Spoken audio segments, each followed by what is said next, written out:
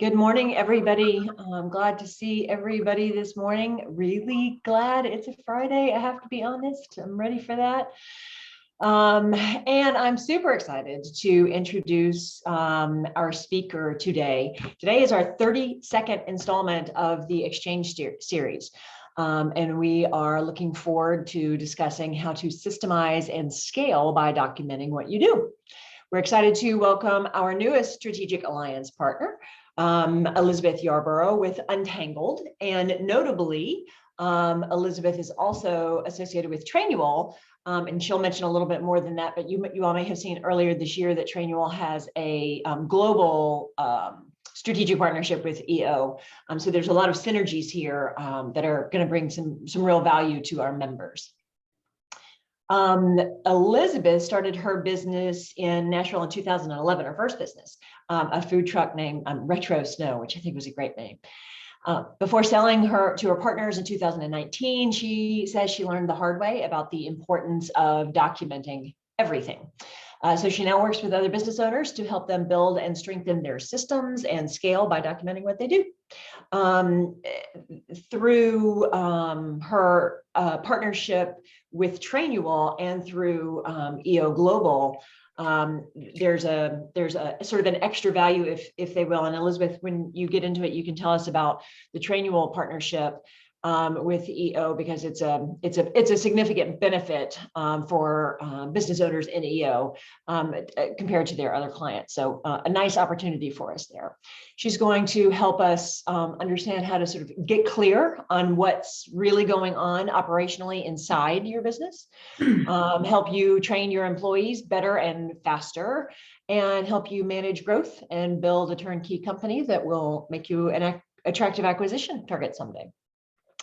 I've had the chance to meet with Elizabeth several times, including once with my full team, and I am really impressed with the way her mind works and the way she's able to bring value to her customers, and I think it's going to be a great discussion. So with that, I will turn it over to Elizabeth Yarborough. Awesome. Thank you, Rosemary. Such a nice introduction, and good morning, everyone. I'm so happy to be here. So happy to be a new SAP with EO Nashville. I think it's been a little over 2 months, and it's just been a great experience so far.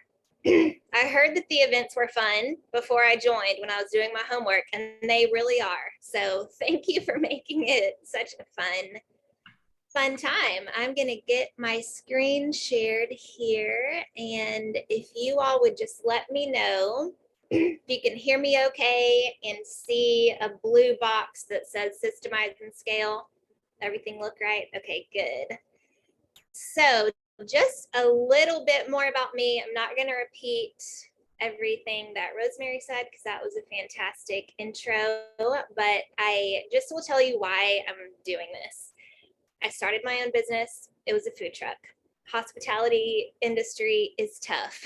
There's high volume hiring, lots of moving parts. And so I just remember this conversation that I had with my mentor at the time at the old Edge Hill Cafe. I don't know if anyone remembers the Edge Hill. It was then a J. Crew, and now I don't know what it is. I miss it so much. But we were sitting there at that coffee shop across the table from each other, and I just remember saying, everything is stuck in my head. It just feels all tangled up, and I don't know what to do. And he was like, I don't know what you need to do either, but you need to start by writing it down. And so I kind of walked away from that meeting. It must have been somewhere around 2013-ish. I'd been in business for a couple of years. Just understanding, I just need to write it down. I'm already writing some things down, but I'm not sharing it with my team. I have 15 or 20 employees. They don't have access to this information. My partners don't have access to everything that I'm doing. We have to start making things more visible so that everybody has the information that they need at the time that they need it. So that was my personal introduction to process documentation, something that feels or sounds like kind of boring and maybe a little bit ambiguous, because nobody goes to college to major in process documentation. And when you started your business, you probably didn't think someday I'm going to need to hire a process documenter. It's kind of one of those areas that you stumble into because you decide this is actually very important to the foundation of my company. So, like I said, I discovered the benefits of just writing things down. For the last few years of owning that company before I sold it to my partners, I was not only able to work on higher value activities like more business development, I was also able to work less if I chose to, because I'd finally found ways to share the right information with people so that I could delegate more. Delegating, I mean, you're all business owners. You know that delegating is necessary and it's not always easy. It takes a lot of work on your end. So I started Untangled, formerly known as Talentality. If you see that other name, I just changed it. Hope it's not too confusing. And then you'll see the Untangled and the Trainual logos up here. So in 2020, I found Trainual. It is a technology platform that makes it easy to store and share your core processes with your employees. It is by far, hands down, my very favorite place to do that, to store your SOPs. I don't work for Trainual. I don't own Trainual. Been asked that. I don't sell the product, but I decided to partner with the company as a certified Trainual consultant, because I think every company needs a place to store their core processes to where it's organized well, makes it easy to store and share. And then a lot of companies also need a service partner to help them maximize the use of that technology. So that is my relationship with Trainual. So what are we talking about today? We are going to talk about how not documenting your core processes impacts your business. Some questions that determine whether or not you're ready to start documenting your business, because the time is not now for everyone, probably for all of you. And then how to get started and how to actually get it done. A lot of people, in my experience, have a really hard time getting started. It's hard to get started with anything, usually. And then some people get started, but then have a hard time finishing it up. This is very hard work to scope. It's hard to know, how long is this going to take? How detailed do things need to be? There's just so many questions and it feels ambiguous. So I'm going to try to clear as much of this up for you today as I possibly can. So 5 problems that you, the business owner, create when you fail to document your core processes. 1, it keeps you working in your business, not on your business.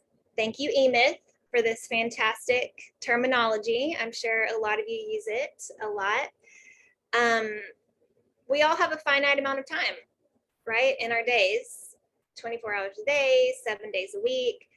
So when we're working in our companies and not on them, it limits our ability to grow, because we're not taking the time to delegate things to other people. And it's very hard to delegate without the clarity and the visibility that writing things down brings. So that is number 1. Number 2, not documenting things keeps you from building repeatable processes. I think the foundation for building new business is to build repeatable processes first, so that you can build this machine, and then you as the business owner turn your attention to an area that is new and uncertain and ambiguous. That's what you should be spending your time on, while somebody else is carrying out all of those repeatable tasks. And it's really hard to do that if those tasks are not clear and documented and easy to find somewhere. Number 3, not documenting your core processes prevents you from utilizing and keeping your talent. I love this one. I've always had a soft spot for the employee side of the company. call me an optimist, but I think that almost everybody wants to do their job really, really well. I think that your employees, like maybe 80%, that number is based on nothing, just a hunch. But I just think most people, they want to do a great job. And especially high performers, of course, they want to be successful in their work, but it's very hard to do that if they can't find the information that they need at the time that they need it. There is some statistic out there saying people spend like 2 hours a day, employees spend 2 hours a day just looking for information on average. So that's huge. It's a huge hit to your productivity and to the engagement of your people. So unfortunately, if doing their job feels like an uphill battle, then a lot of your best employees may consider finding somewhere else to work. So not documenting things makes it harder to keep good people. Number 4, not documenting your processes prevents consistency in your product or service quality.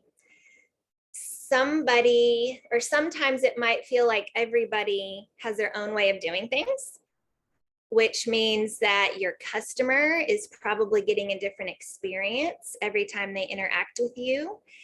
And if they're getting a different experience when they interact with you or your company, then they're probably interacting with you less, because it's just kind of the way we work as humans. We like to know what to expect. We want to know what we're getting into. We're drawn toward what is familiar. And so making things easy for your employees to do consistently has a huge direct impact on your customer happiness. And finally, not documenting your processes makes your business less attractive to buyers because it's more dependent on you. Because buyers don't want to buy a job, they want to buy a business. So if your business can more or less operate without you just right in the middle of things every day, then it'll not only be more attractive, it'll be worth more. I cannot speak to how much more it will be worth. I think that's there's not a plug and play formula for that, but Jim Cumby, another SAP, and I can speak to that a little bit. He and I have had this conversation. It is definitely, a lot of people use the word turnkey, like a business buyer wants to put the key in, turn it on, and have a machine that's more or less well-oiled machine running. So those are 5 problems. I am curious if anybody is experiencing any of those. Feel free to kind of share in the chat, or I know we'll have some time in the breakout room to talk about that. But the next thing I want to talk about is, okay, that's all good and well. Obviously, none of us want any of those 5 problems in our businesses, but are we ready to do that right now? Here are 3 things to consider. I can't tell you yes or no right now. I could definitely guide you if we had a conversation, but here are 3 things for you to consider to decide when is the right time. Should I jump into this work right now? Are your processes already defined and repeatable? That's the first thing to consider. So I'll give you one example of this. I don't think this would apply to most of you, but it's a good example. I worked with a client one time who had only been in business. Actually, they were pre-revenue, and they were wanting to document everything because they were so bought into the idea of documenting stuff, but probably because they had read some books or heard from a consultant, they should do it. And they wanted to get ahead. So very well-intentioned, but it was not time to document anything yet because they were still in the experimentation phase of figuring out what works. You only want to document the areas of your business that are already defined and already repeatable. You're not documenting first and then executing. You are executing, figuring it out, and then your process documentation is a reflection of what's already happening. So I would say for all of you, you are not pre-revenue because you're an EO. So you have a lot of your business that probably is very defined and repeatable. And those are the things that you want to focus on documenting. The areas that still feel that are new, maybe have a new product, a new department, those you'll want to wait until it's already running really well and then focus on documenting. The second question to ask is, are you prepared to keep them updated? This is so important because it does take some work. People like me and softwares like Trainual can help make it easier, but the reason that you're wanting to do this in the first place is because everything is in your brain. And so you have to be part of the process. If you don't have a plan for keeping them current so that they continue to reflect what's going on in your business as it grows and changes, then I would say hold off until you can do that, or else you're just going to do a whole lot of work for nothing. And I do not like to see people waste time. And then finally, are you and your team motivated to get it done?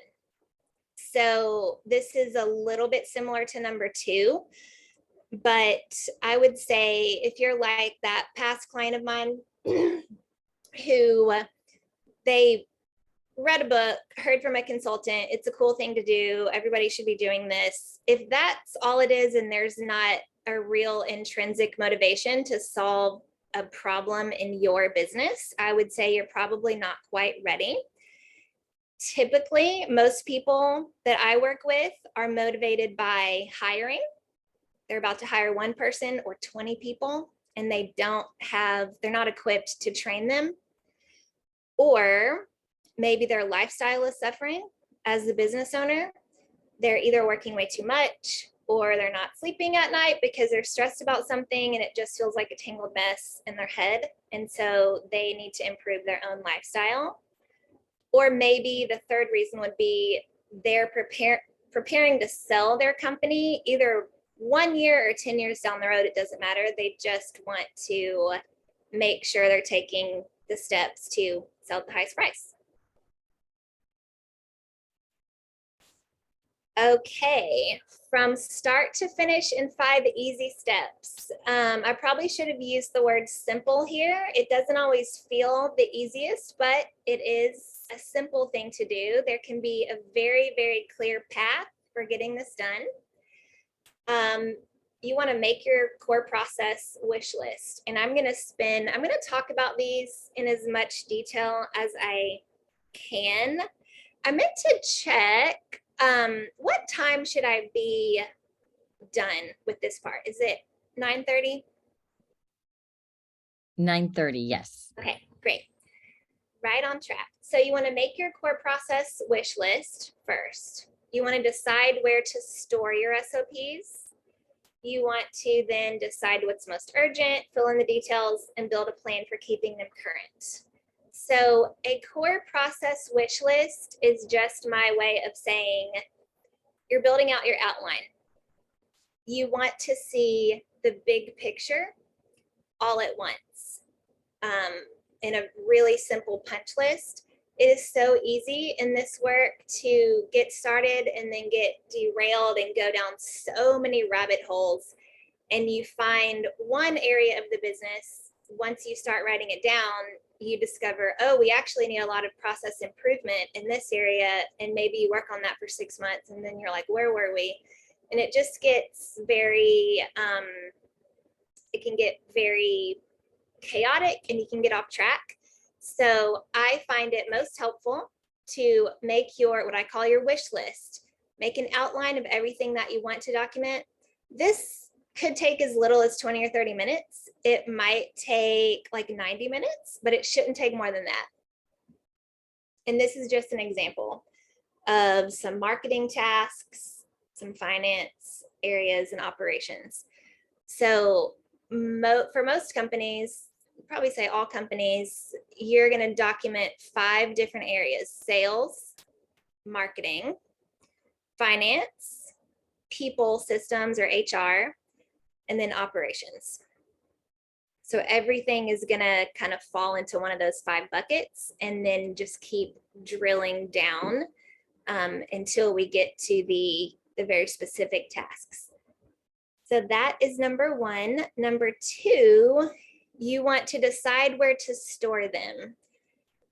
I would strongly advise you not to just jump in and start writing things in a notebook or in a Word doc until you've decided where you ultimately want this stuff to live so that it's easy to share with your team. For some companies, like maybe a restaurant or something else, another industry where people are not working from behind a computer, it can make sense to have hard copies of these. For everybody else, if your people work on a computer, I think that's a pretty outdated way to go about it because I don't think that they actually get used. It's just hard to share them with people. So they need to be somewhere on the cloud. This is where, if you're curious about Trainual, I will answer any questions that you have about it in the Q&A, or you can email me or call me. But Trainual is a place where you can store your processes. It makes them easy to organize well so that you're giving the right people the right information and only the information that's relevant to their job.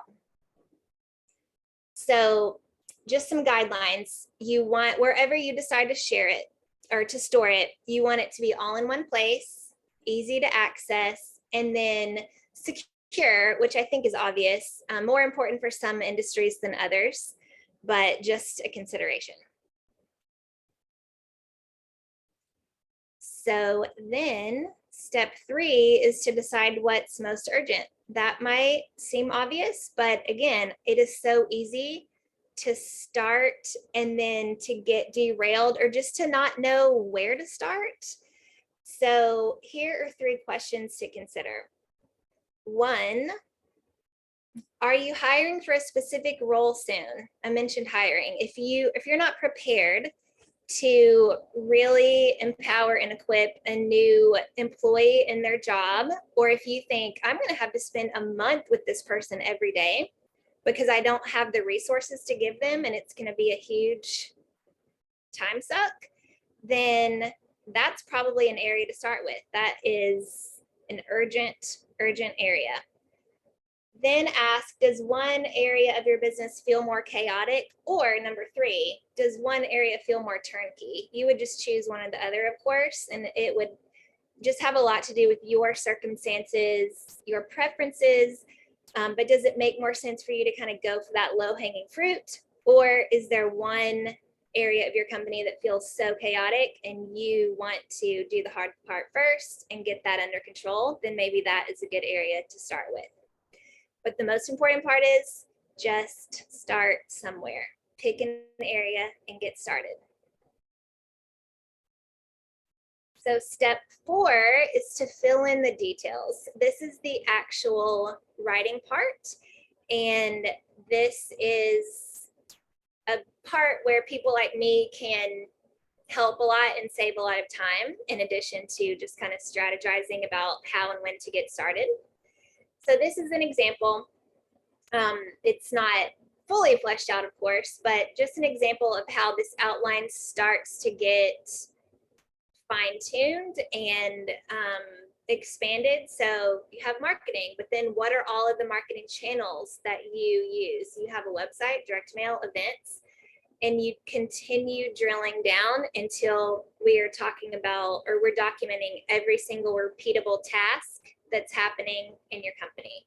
How to make edits on your website, how to update your mailing list, all of these how-tos that may be 10, 15, 20 bulleted points or step processes. We just want to capture all of that and just write it down. Finally, number 5, I mentioned this before, but we want to keep your processes current. So your core processes should not dictate what happens in your business. I spoke to this a little bit before. They should reflect what's already happening. And your business is constantly growing and changing. At least for most people it is. If it's growing, then it's definitely changing. And so your SOPs should reflect those changes. I like to review mine, and I recommend for anybody else, if you do a quarterly review, just put SOP review, core process review on that agenda. You do not need to be the one reviewing all of your core processes. There should be different owners for each one. Whoever owns an area of the business needs to keep their core processes updated. But then if you meet together with your team for a quarterly review, it's just a point on the agenda. So report back to each other and say, hey, I actually think there's a better way of doing this. Let's have a discussion. Or we're doing this differently, and I spent 5 minutes updating the core process. So that part is the easiest. You've already done the hard part by this point, but it's also the most important. Because again, if you're not prepared to keep them current, then you've done a whole lot of work for nothing. And we definitely don't want that, because your time is way too valuable. So that's it. That is some problems that you create when you're not documenting, some things to consider to help you decide when to get started, and then just a very high level look at the path that you can take from start to finish. So I think we're doing Q&A now. I'm happy to answer any questions that you have. And if you think of something later today or next week, then here's my contact information. Feel free to reach out at any time. Awesome. Thank you so much, Elizabeth. We have some questions that are coming in already, and I'm going to preempt it really quick just to ask for a quick clarification or a little bit more information about how you work, how you facilitate the process between a business and a tool like Trainual. Yep. So typically a customer of Trainual will come to me either during their decision-making process when they're trying to decide whether or not to buy it, to get a little guidance on just having a strategy for their core processes, when to get started, where to keep them, and any other questions that they have. So either before they buy it, or a lot of people will come to me after they've had Trainual for 6 or 12 months, and they're like, I bought it and I've been paying for it, but I have not even used it. Mm-hmm. I also have clients that I will recommend Trainual to. So the entry point can be one of 3 different times, but the biggest way that we work together is I help with the content creation of getting the content of their core processes into Trainual. It could be, in theory, I don't work exclusively with Trainual, but right now I'm really not working outside of it just because I think it's the best thing. So I liken it to a social media scheduling platform. You sign up, it makes it easy. It's all great, things are automated, but you still have to create the stuff. You still need a social media strategy. You still need help probably creating the content. And so that's what I help with for employee training content. Got it. Well, you answered the second part of Eric's question. I think the first part were, what are the typical roadblocks or excuses in getting started on documenting processes? I think the first thing is it's never going to be the most urgent thing. And unless you're very established, you as the business owner have to be involved in it, because it's likely, maybe you have a big team of like 20 or 30 people, of people who really own different areas of the company, and they're key people who have their own, what we call tribal knowledge, the knowledge that lives inside people's brains, that if they walk out the door tomorrow, it leaves with them, which is very scary. So maybe you have several people like that, or maybe it's really just you that owns a lot of your tribal knowledge that you need to get down so that you can start documenting. So to answer your question, Eric, because it does take time from the business owner, and time is your most valuable asset. It's just hard to get started. I think the second thing is it feels very ambiguous. I mentioned before, nobody majors in process documentation. Nobody says, like, when I get to X number of dollars, I'm going to hire a process documenter. Like, I'm going to hire a CFO at X, number of dollars. So it's hard to scope. Nobody knows how long it's going to take or what it should look like. And those are just the types of things that we put off. Jay asked about some best practices regarding training, and but he also asked if there's quiz and testing options. And I'm thinking he's asking about specific to Trainual, but perhaps some of the other platforms that you know of as well. Yes, Trainual does have a quiz option. You can really have as many quizzes as you want, and I highly recommend quizzes. Or knowledge checks is what I like to call them. It's just something to gauge the knowledge retention. And so Trainual makes that super easy. I really can't speak to other learning management systems. I don't work with many. I've done a few for really small companies that only have 2 or 3 employees. We might start in Google Docs. Trainual might be a little bit overkill for them. But other than that, I stick with Trainual, and yes, the test option is great. And whoever is on Mighty iPhone has asked a question that probably several folks have, and it's going to be hard to answer, but hopefully you can give us some ideas. What is a general investment for tools and services like this for a business in a first year? And maybe you can take it from, you can define what the business size is or business type is, but just to give us an idea of the investment. Yeah. So I'll speak to Trainual, and I, again, can't really speak to pricing for other learning management systems, but it's going to be in the same ballpark.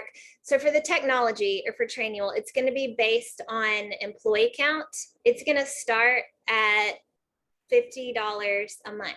So as little as $50 a month.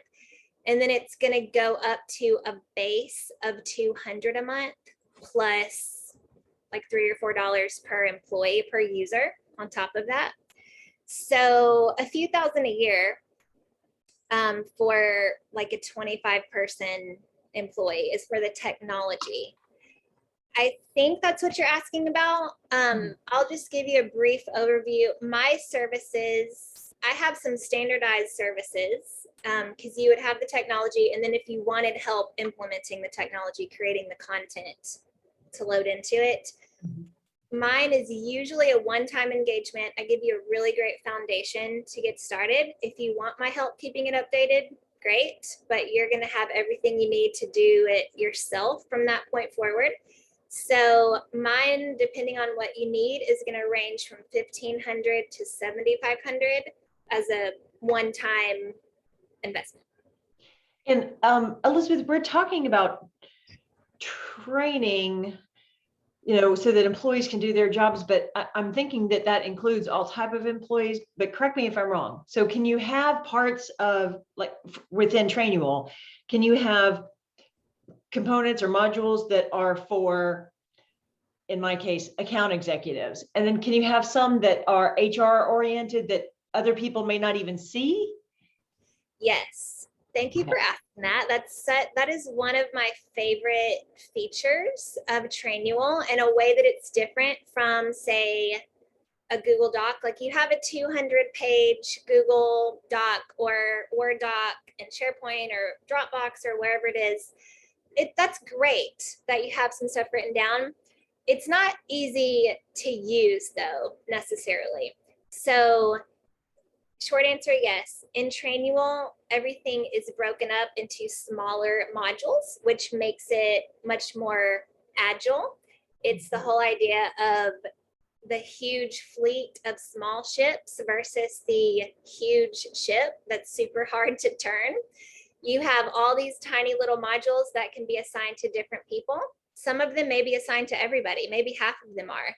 But the whole idea is, from a learning standpoint, you're not giving people all this information that's not relevant to them.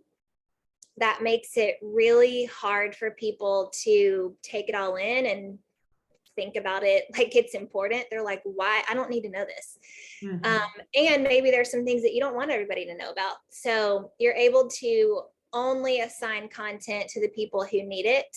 You're also able to set up roles in your company. Say you have an account manager, a director level, VP level, whatever it is. You set up roles. So when you hire a new person and assign them that role in Trainual, it automatically assigns them all of the content that has already been given to that role. So rather than manually thinking through every single time, what do they need to learn? You do it one time, and then it saves you a lot of time from that point forward. Marla asked a question, and I get what she's getting at. Hopefully I can explain it. Do you document what went wrong so as to not repeat? So how does the work product sort of evolve over time? How does the work product? Right. So how do you, as she said, that the documentation piece is repeatable, but do you document what went wrong so as not to repeat? Oh, okay. Yeah, that's a great question. You could. So maybe first I'll clarify one thing about repeatable processes and then answer. So by repeatable, I just mean the things that are happening either on a daily basis, or maybe they're only happening, maybe you do this thing 2 or 3 times a year, and that's why you can't remember how to do it because you only do it once a quarter and you're like, it's not hard, but I don't remember the button to click to make this thing happen. So the things that are happening in the same way every single time are the best things to document. It would be a good idea to have some documentation of some kind of failure or some kind of, is that what you mean? Like what's the word people use when there's a failure and there's a, it's like a autopsy. That's what I'm trying to think. I was like, death. I think that would be one fantastic thing to document. Yes, to continue learning from and to pass that knowledge on to people who weren't part of that failure, who weren't there when it went wrong. It would be one thing to add when you're talking about that repeatable process in that module.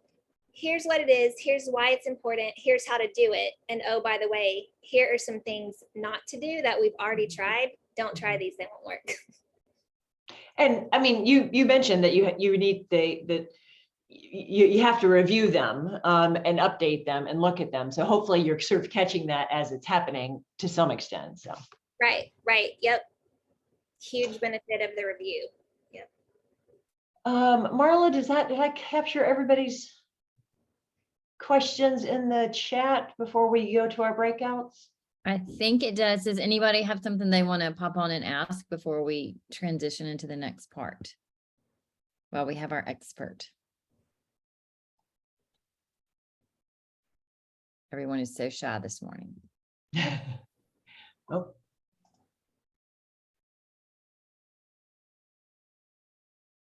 Okay, so we've got Marla